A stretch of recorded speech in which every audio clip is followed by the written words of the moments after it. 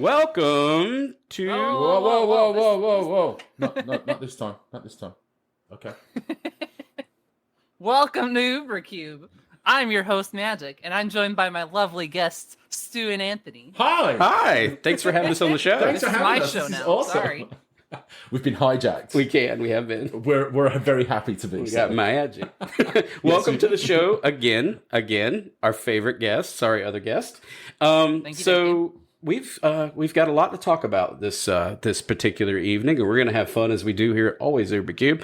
But before we do that, we've got a couple of announcements before we even break it down. So the first one is we have been blessed to become an affiliate with Alter Sleeves. We have. And I will be sharing that in the show notes. I love Alter Sleeves. Man, I have got so many of those in my Power Cube. I'm adding them to my Horror Cube. And boy, they are conversation starters. When we were at CubeCon and we're passing cards around, people, I don't know if it's a good thing or a bad thing, people are stopping and going, what is it? Where'd you get this card from? I'm like, oh, that's not it. And they'll pull my sleeve out. They're like, oh my God, this is awesome.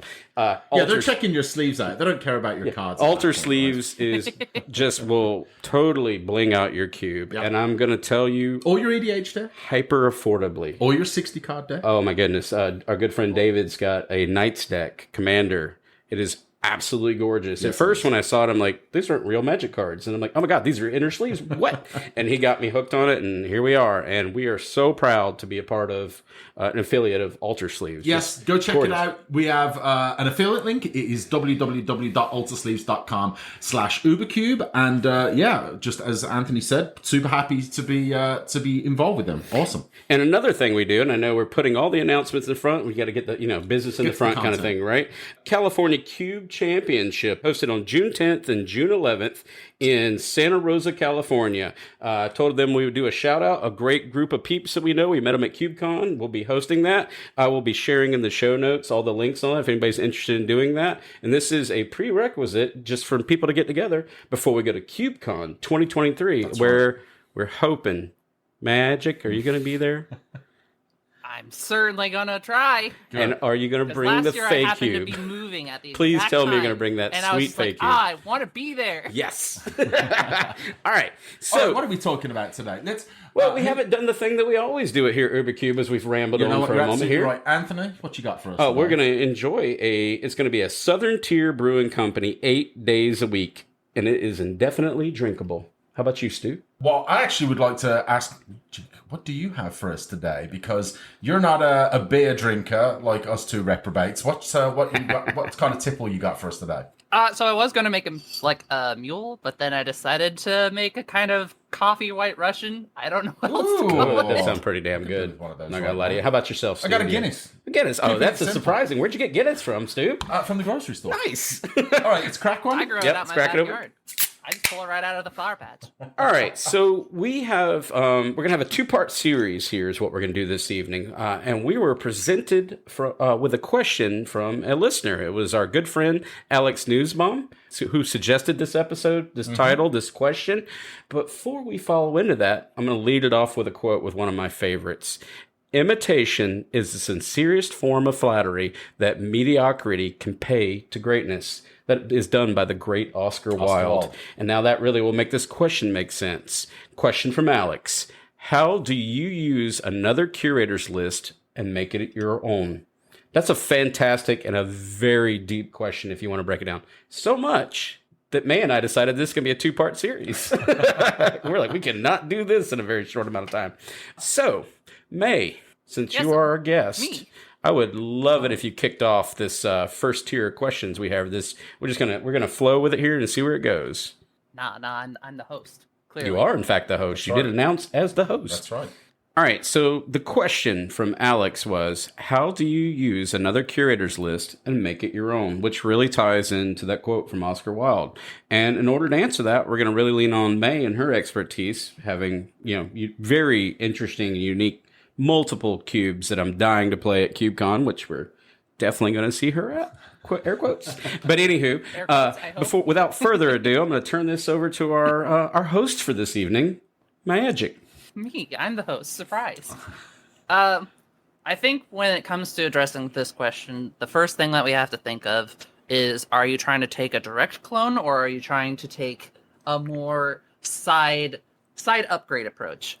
Because back in the days of Ben's Cube, people would make their own versions of Ben's Cube by just cloning Ben's Cube and then introducing their own variation on certain packages and whatnot.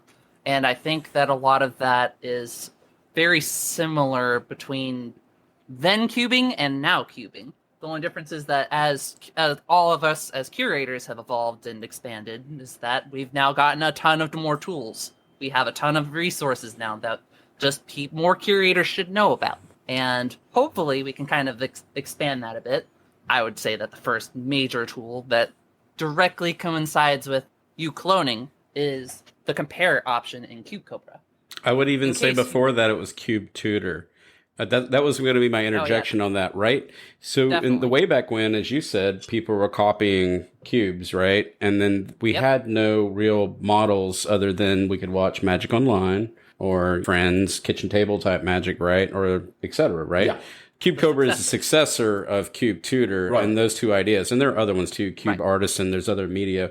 And it's now created the advent of, while we're seeing this boom in just, artists painting at this point, whereas before there weren't so many. So maybe there were a lot more clones than there are now. I'm sorry to interrupt, but I wanted to inject. No, that's fine. I'd also like to add that when it comes to the types of cubes that we're expanding, is we've gotten a lot more adept and diverse in terms of cube categories. We're not just only seeing Ben's cubes or vintage cubes or whatnot. And because of that, it's a very good question to ask, what's the best way that I can figure out some other options in that cube, or ways that I can make this cube my own? And that's why my first tool that I think of is the compare tool. I would agree. Where you take another cube that you're interested in, or you find some kind of interested in, or it's featured.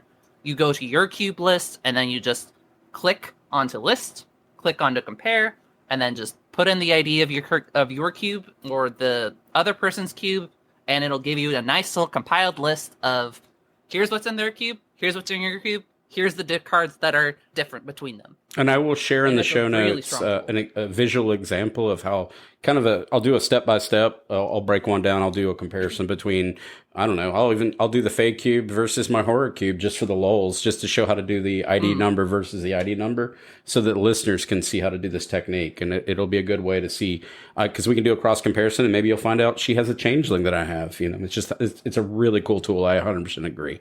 Mm-hmm. When you were referring to did you want to do a horizontal or a side-by-side equivalent of a cube? Were you referring to upgrading and downgrading specific cards to make them different, or did you mean something different by that? You can use it like that. I tend to use it more of the approach that comparing cubes gives you kind of an idea of, hey, here are some outliers in this person's cube that I might not have considered for my cube. I have the unique perspective of that I have a bunch of followers on my cube and bunch of people who've cloned my cube. And 96 plus as of today. I was just going to say, that fake cube, it's quite incredible just how many iterations there are of that cube by various curators. So I would say congratulations. Congratulations. Thank you. It's a celebrity cube. Of course, we got one here hiding in the corner, Christian. That's right. We have a copy. My point is that because of so many clones existing, it's easy for me as a already established curator to just be like, oh, this one's like an adjacent clone of my cube. I can just easily compare. But when somebody's just barely starting out with their cube, or they just started a clone and they're trying to look at what other people are doing and what am I doing, and it ultimately comes down to, well, how adept are you at finding new cubes? I agree. I think that's a great way to piggyback into what I think is the next tool, if you want to piggyback off of that, for Lucky Paper Radio's cube map. It is amazing. Which island are you on? Are you the island of misfit toys? Because I'm hanging out over with the island of robots and the island of werewolves. So I was just wondering where you sent her. Are you off on your own little island? So originally, the island that my cube was in was just kind of Eldraine, sometimes a little Splash Lorwyn stuff. But as the months have washed by, because I like to see it updated every month, I've seen this island kind of adjust and grow around this little circle around my cube, and now there's like this little branching path around all these little fake cubes that are now just in their own little island. I think they're on like the west. I think it's great. That's right now. Fantastic. And it does give you a way to see cubes that are adjacent to, or somehow or another have similarities, card quantity, etc. and Right. you can pick off ideas. An example of that, and we'll talk about in our next episode, would be like, for me, it'd be I'm in the same zone as the Cthulhu cube, for example, right? With my horror genre cube. And that's cosmic horror versus American Gothic horror, if you will, right? But it is a very cool tool if you want to shortcut the side-by-side comparison using either, like we said before, Cube Cobra or some other means. So yeah, having that cube map by Lucky Paper Radio is just an amazing way. If you want to shortcut it, I'll have that in the show notes as well. And then you can find, like we said before, cubes have similarities or adjacent to what your design concepts are. And I use it every once in a while, just to, like May had mentioned, just to do a little health checkup of my cubes to see, well, maybe there's something I missed in a new set release that maybe I didn't see in review, etc. It's just a wonderful tool. I would 100% agree with that. Yeah, it gives you the ability, certainly, like, when you have the amount of followers that yours does. I don't want to call it a group project. I can imagine that, Anthony and May and a lot of people out there that are curating them, it's a personal thing. So I know you're quite personal about it, and it does become like a real individual project, but then you've got the ability to be able to just kind of, like you say, get some feedback, see what other people are doing, and, open up to some new ideas. I had another thing, because May and I were kind of, we were brainstorming back and forth and having a conversation for this first episode. And then even if you didn't want to go super technical, some cheeky ways that you could make your cube, quote unquote, different is upsizing and downsizing the cube, right? Yeah. I mean, that seems like a cheeky way of doing it, but if they're to 540, you go down to 360. It's not completely different. You're going to have similar cards, but you have a power band that might be different. Your cuts are going to lessen. The tempo at which you actually do updates at 360, say, versus a 540. Those type of things, too, will give you the opportunity to make your cube different. Yeah. It's almost a forced kind of idea, if that makes sense. Or if you went up, you're probably likely to test more than the curator that you copied at 540. Yeah, you're going to have to. So you'll start seeing deviation in the addition and subtraction of cards. If that makes sense to everybody, and we all agree here, but I think it's a good flow. It absolutely does. And I would even take it a little further I would like to see more people kind of adapt travel cubes where they have around, I think I did the math and it was around 220-ish was the point where you can get a reasonable amount of variation for 4 people. Yep. And then you can just make a little travel cube and just take somebody else's cube, cut it down as much as you can, so that way you have at least the 180. And just go ham from there. Funny you're mentioning that. I've got my, I ordered the Professor's, I guess the deck box that came out with the Kickstarter. Yep. And I ordered the double size one. And guess what that's going to do? It's going to be a cube box. It's going to travel. Because I am a traveling engineer, and now I want to show people how to cube. And I'm not going to pack up my large capacity cubes. I'm going to make something very quick, fast. Probably won't double sleeve it, just so it travels easier and I can get more in that. But yeah, it's a good way of that way I can show others in game stores and LGS. Yeah, like a traveling cube promoter. Yeah, something I can pop out in a pub or something like that while I'm having a drink. Yeah. Airport lounge. Airport lounge, yeah, the Delta Club. Just hanging out like, what are you doing in the Delta Club? You like to play Magic the Gathering? Oh, what's that? Your flight's been delayed? Oh, man. Would you like to kill the next 8 hours of your time with this game? Yeah. So I have a complete curveball that we haven't even talked about. Let's do it. Okay. So a great way that I think people can make their own versions of other people's cubes is by turning singleton cube into a set cube. So my Fey cube, for example, it's surprisingly balanced in terms of how many commons, uncommons, and rares there are. And making the adjustment of being like, okay, well, here are the commons, here are the uncommons, and here are the rares that I'd like to support. And then just kind of adjusting that balance a little bit so that way you can actually create custom packs out of it. Makes a unique experience out of a similar pool of cards. That's pretty cool. More things that we could throw in that aren't in our notes. These are just kind of, brainstorming techniques to answer the core question. How do you use another curator's list to make it your own, right? I mean, how about modifying the signpost? If you wanted to go simple and you didn't want to do the technical, you didn't want to do the side-by-side comparison, I don't have time for all that, you could attack the signpost or say the gold cards, right? Take a standard gold card and say, I don't want to deal with this in my Azoria section. That's really cool. But I'm going to go into Scryfall or some other tool and I'm going to put in another. It's just a good way of starting without a lot of monetary expenditure on your part. Yeah, because you can start exploring creatures or enchantments or whatever the permanent type might be, and say, right, this has this ability, I'm going to choose something that has another ability, and then you can start sort of building out those colors that are a bit more synergistic with the new cards that you've chosen. And you don't have to. I know that we're going to talk about this in a future episode. Traps are traps, right? We're going to have a conversation about that. May and I have been talking about this one behind the scenes, but you could start building out an archetype. I want your thoughts on this. Could you start building an archetype, not necessarily complete it, under construction rather? How do you feel about that? Like an enchantress idea, if I wanted to put that in my gold section, but kind of relying on the pieces that are there, would you consider that a bad signpost, or just kind of a migration to an idea as you build up to it? Migration to an idea. Yeah, I do too. You could announce it. You don't want to trap people, but you could make an announcement. Yes, I think when it comes to making announcements and getting general community feedback, it only really matters once you have enough traffic for your cube, and majority of the time, most of your feedback is going to be from your pod. And when it comes to making those type of adaptations over time, it can be a little daunting to just, I'm just going to shove in this entire package and just try to make it work, as opposed to just slowly trying to tweak a certain archetype. So I will 100% piggyback off of that for my own cube example of I've been working on a very specific archetype that I've been trying to introduce.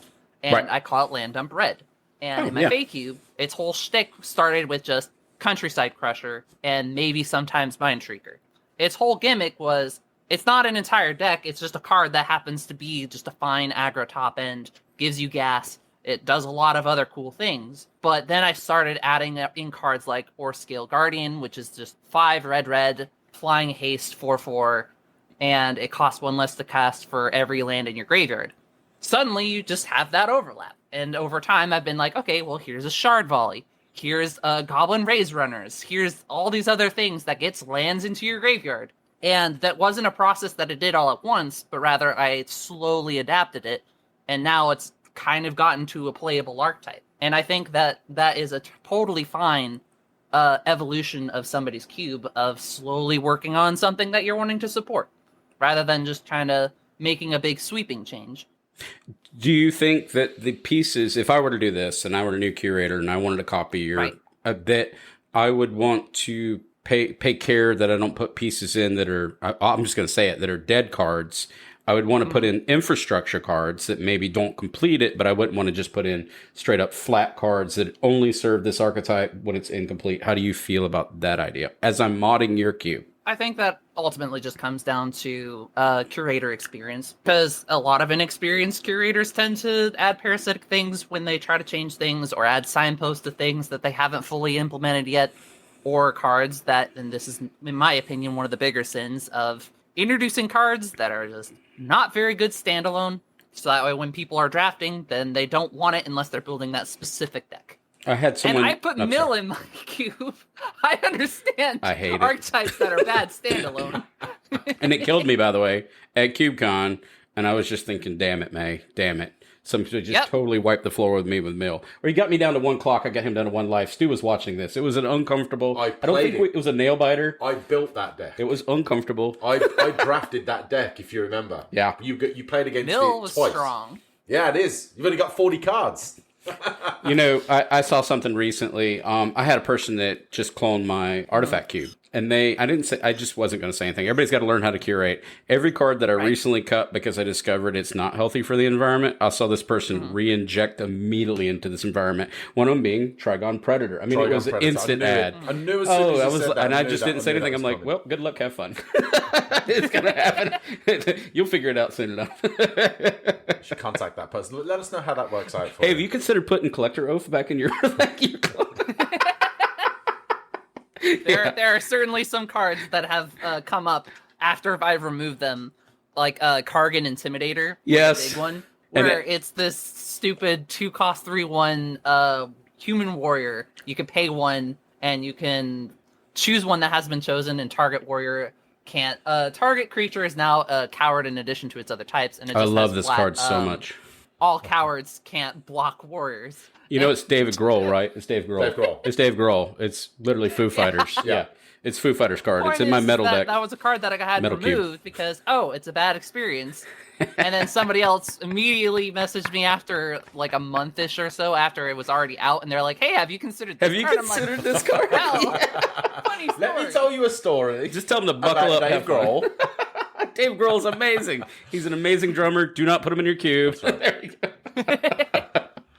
So if it's okay to kind of piggyback off of this conversation, specifically with the topic of powerful archetypes that we've kind of had to bring up and down power level, right? Yeah, do it. I think one of the biggest ways that you can adapt somebody else's cube and make it your own is think about the set or the type of environment that you're trying to build by listening to sealed limited curators. That's a good point. So the people who make content for Sealed Limited, they'll talk about certain mechanics and they'll give you some perspective from the players of the types of things that they are seeing, the kinds of things that are strong, and maybe some perspective that you're not considering.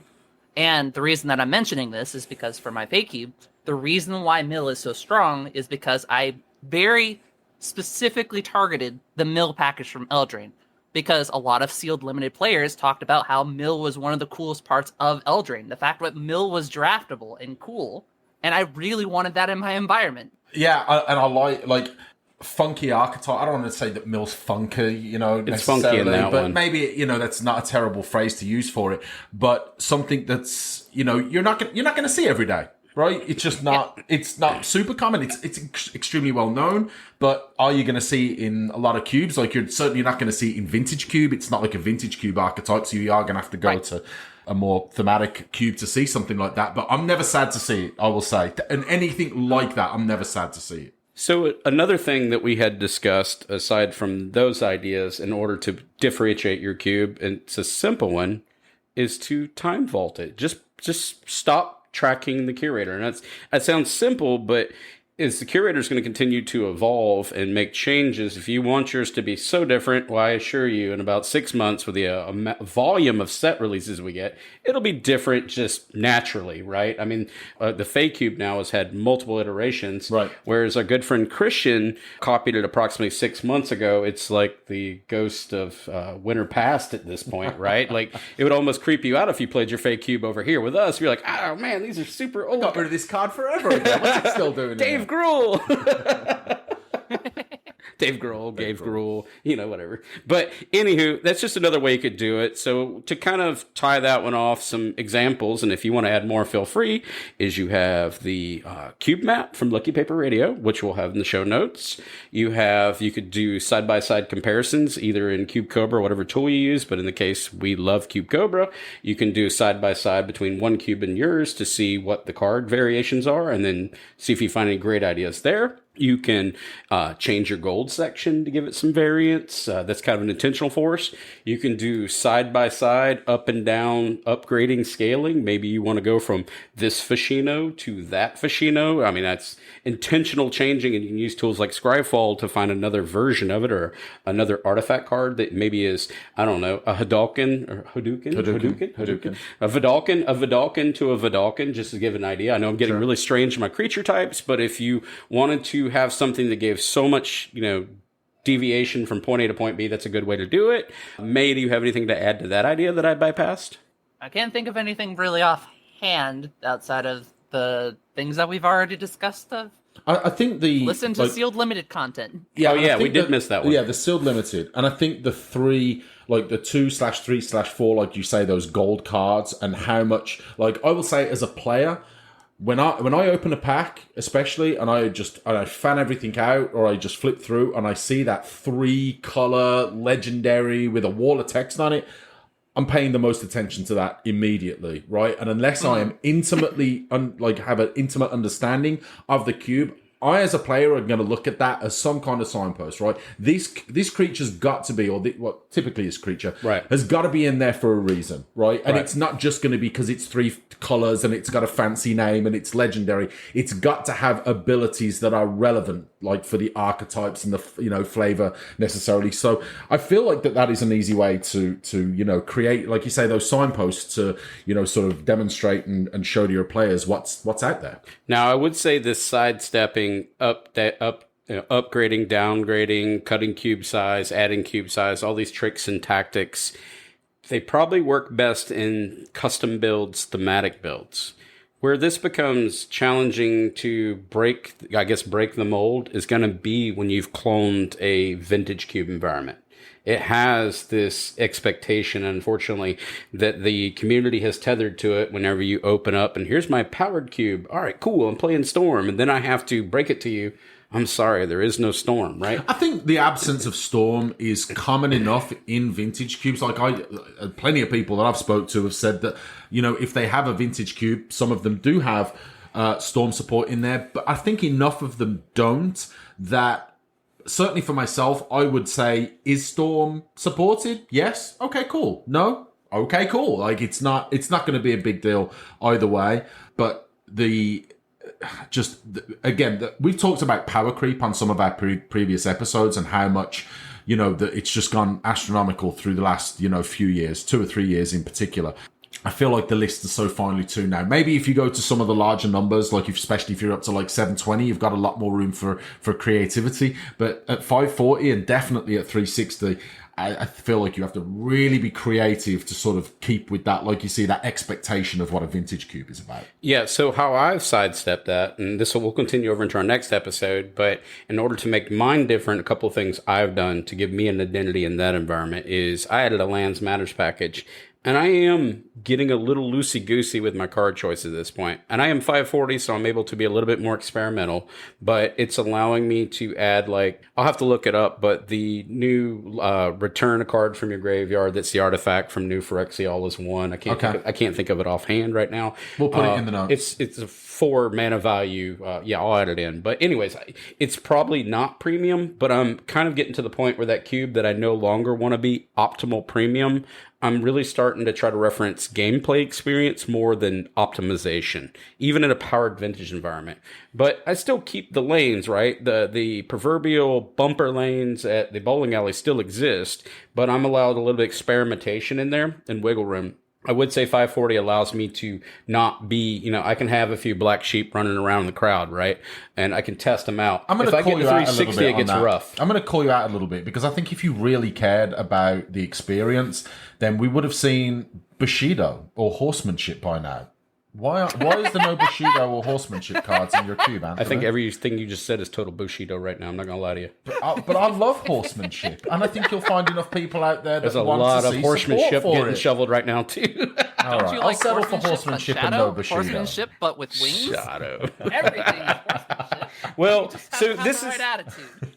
So we're going to kind of move over to our final thoughts section, right? Because we're going to continue with the part 2. This was a very top surface level of what could I do to create some variance in my cube environment. May, do you have any final thoughts? Feel free to some of this can be even a bit redundant. It's okay. And tell us the socials. Experiment. My answer is experiment. It is experiment. Have fun with it. Yeah. The reality is that it's only a bad card until you take it out. Yeah, just because you get a ceramic out of the kiln doesn't mean you have to paint them all the same, right? Proverbially speaking. You don't have to paint them at all. You don't have to paint them at all. You can smash it on the ground. You don't even have to sand it, so it has that weird grit all the time, and nobody even wants to look at this weird thing. Your statue of David. Don't be afraid to make changes. Experiment. Yeah. Have fun with it. Do other things. If you end up getting so far in the deviation that it's no longer the same cube, awesome. If there are just changes that you feel like, hey, well, maybe I overestimated this, maybe I underestimated this, you can just take it back out. Absolutely. Like Dave Grohl. Dave Grohl. Just do it. You heard it here first. Anthony wants to take Dave Grohl out. I do want to take Dave Grohl out. Yes, I do. Yes, I do. Take from that what you will. As you will. As you will. All right. Well, as we're reaching the end, first of all, again, I want to give a shout out to Alter Sleeves. Go check them out, altersleeves.com/UberCube, and you can use our affiliate code and link to get 5% off your purchase to bling out that Commander deck, that cube, that 60 card deck, whatever floats your boat. And as always, find us at Twitter at UberCubeMTGPod. Reach us via email at UberCubeMTGPodcast@gmail.com. And you can check us out on Discord. We always like to, chat with the community. And finally, from my side, Anthony, give us a quick chat about the Patreon. What's going on there? If you love the show, and we would truly appreciate a 5-star review on your favorite player. What about Patreon? Patreon? It's great just swimming along. Tell us about Patreon. Like Dory out in the Atlantic. She's not in the Pacific anymore. And yes, it's a 5-card review. And May, They're what holding you at gunpoint. May, tell us where we can reach you. Where you at? You can reach me mostly on Twitter at Myagic1. Also at 8675309 as well. Feel free. 8675309. Yeah, you got it. I Yes, will also you got it? add the Instagram of magic _ or was it magic.tv? What was my stupid Tumblr? I think it's just Magic. This is the precursor to all the new content, because this is, our host today, Myagic has obviously begun this wonderful career of producing Magic content, and we're excited to see what follows. Yep. Well, now I'm being held accountable. You are, in fact. And you will see us soon with our part 2 in a very short amount of time, coming in several weeks. I'm pretty excited to have you back on the show. But other than that, we're going to say the thing that we always say here at UberCube is happy cubing. That was a really bad Boys to Men rendition. Peace out.